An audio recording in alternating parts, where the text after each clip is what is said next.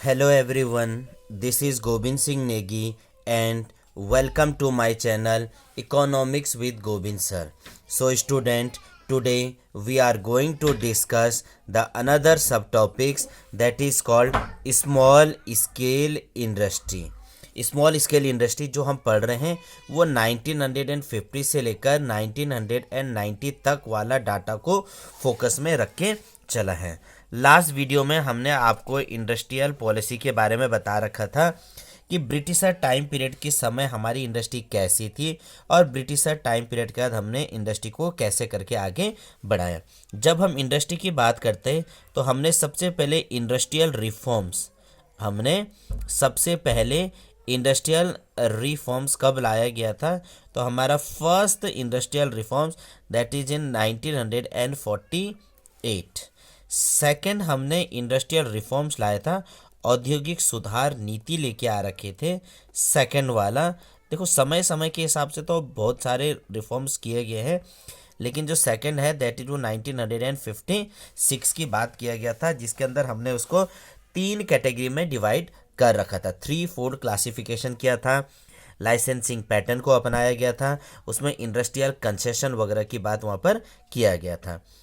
अब जब इंडस्ट्री चल रहा था तो इंडस्ट्री को चलाने के लिए उसके कुछ मोटो होते हैं, उसके कुछ डायमेंशन होते हैं। तो किसी भी इंडस्ट्री के लिए क्या मेजर डायमेंशन है, what are the major dimension, किसी भी इंडस्ट्री को सेटअप करने के लिए उसके 2 मुख्य डायमेंशन होते हैं। तो आपके इंडस्ट्री 2 प्रकार से होने चाहिए खास तौर पर।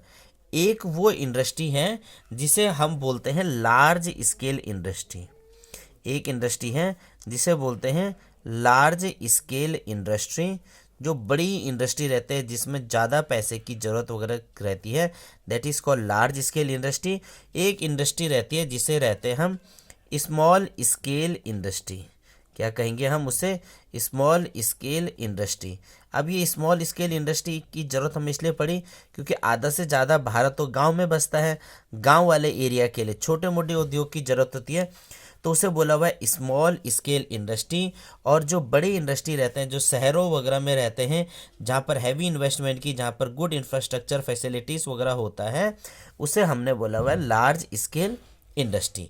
तो आज हम बात करेंगे स्मॉल स्केल इंडस्ट्री क्या होता है, किस हिसाब से काम करता है, कहाँ से ये वाला जो कॉन्सेप्ट आए स्मॉल स्केल इंडस्ट्री के बारे में। तो हमारा सब टॉपिक्स आएगा that is called small scale industry. सूक्ष्म उद्योग के नाम से इसे बोला गया। देखो बार बार नहीं लिखता तो हम इसे SSI के नाम से भी बोल देते हैं, that is called small scale industry, SSI।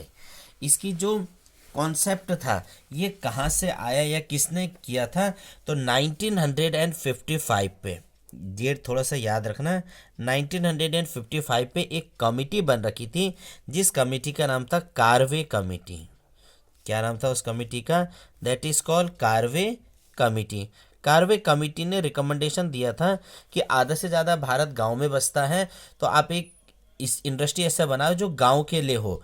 तो इसीलिए एक कमेटी बनाई जिसका नाम था Karve committee. And sometimes that industry is also known as, कभी कभी इसका दूसरा नाम बोला जाता है, also known as village and small scale industry, village and small scale industry committees.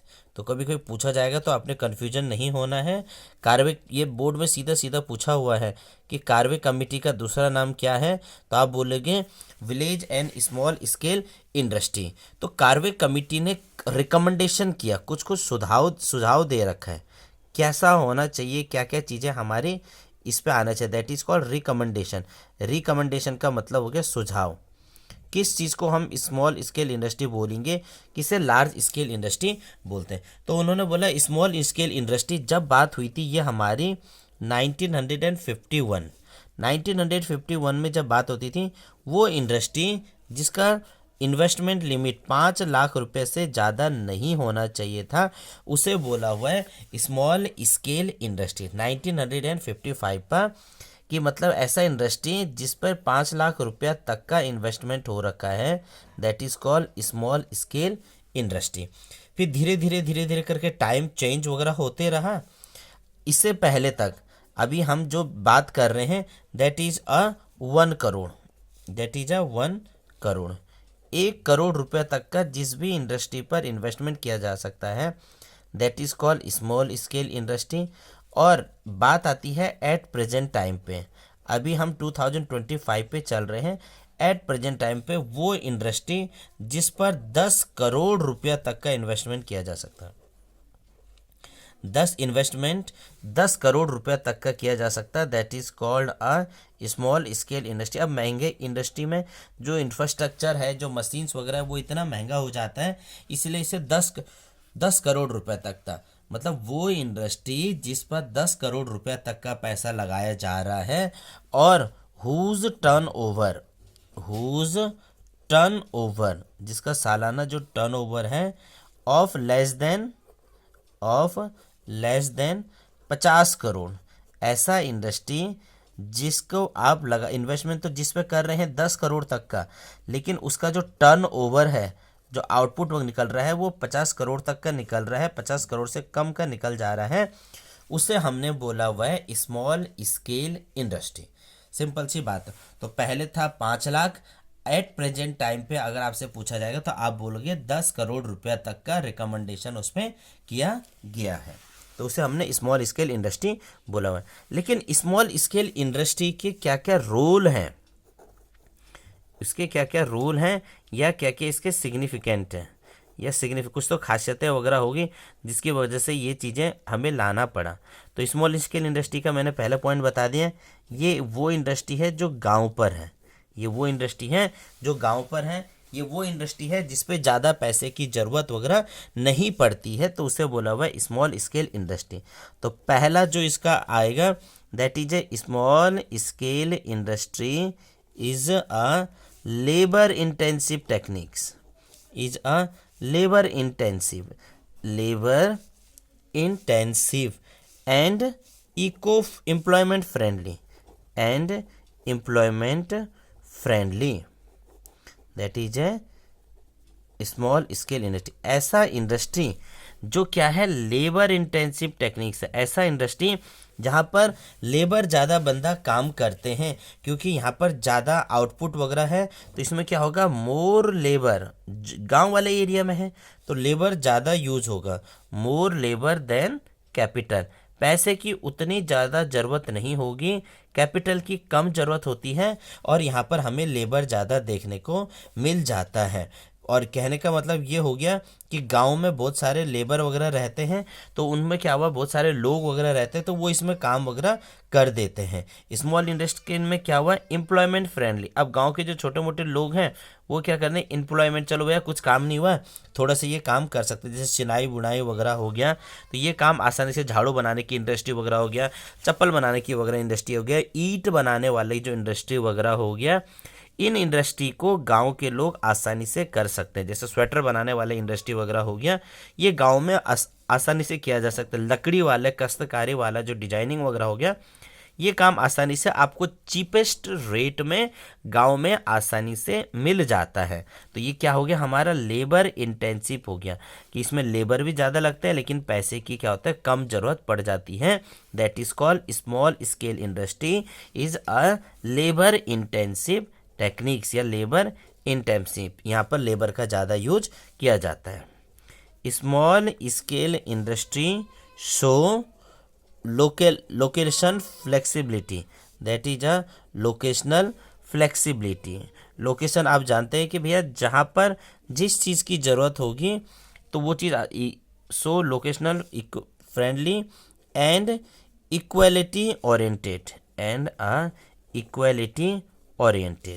Equality oriented का मतलब यहाँ पर पॉइंट को समझाते हैं कि यहाँ पर क्या है, जो हमारा लोकेशन है, जो क्षेत्र है, जो चीज़ जिस इंडस्ट्री या जो चीज़ जिस जगह पर फेमस है वहाँ पर के लोग उसका आसानी से प्रोडक्शन वगैरह कर सकते हैं। तो वो क्या बन जाएगा, हमारा फ्रेंडली बन जाएगा, लोकेशन फ्रेंडली। ऐसा नहीं है कि उन चीज़ों को दूसरी जगह हमें स्पेशल ढूंढना वगैरह पड़ेगा।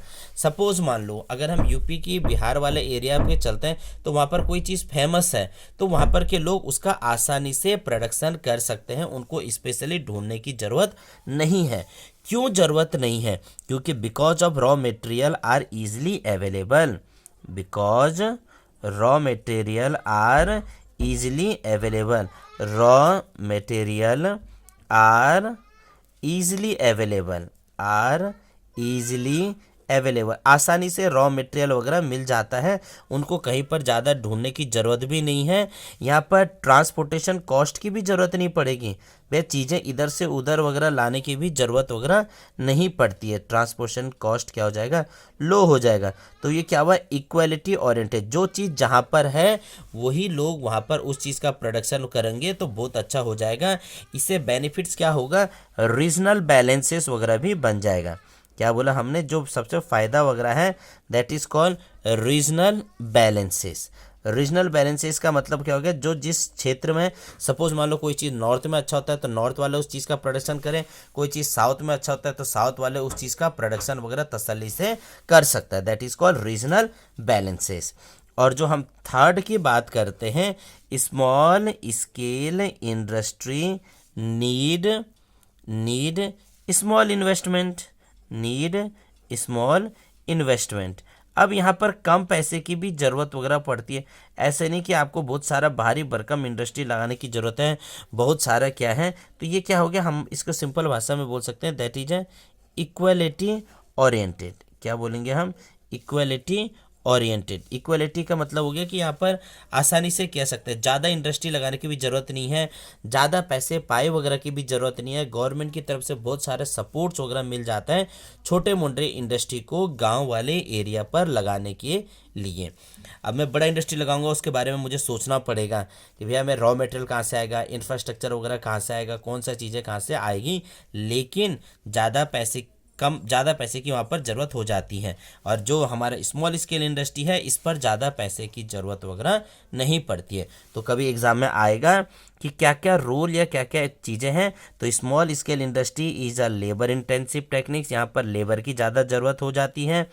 Small scale industry is a locational friendly, जिस एरिया में जो चीज़ पाया जाता है उस चीज़ का आप आसानी से प्रोडक्शन कर सकते हैं। And the third one is a small scale industry need small investment, कम पैसे की ज़रूरत वगैरह यहाँ पर पड़ जाती है। इन्हीं चीज़ों को बढ़ावा देने के लिए सरकार बहुत सारे पॉलिसी वगैरह भी बनाती है कि कैसे करके गाँव में स्मॉल स्केल इंडस्ट्री को सेटअप वगैरह कर सके।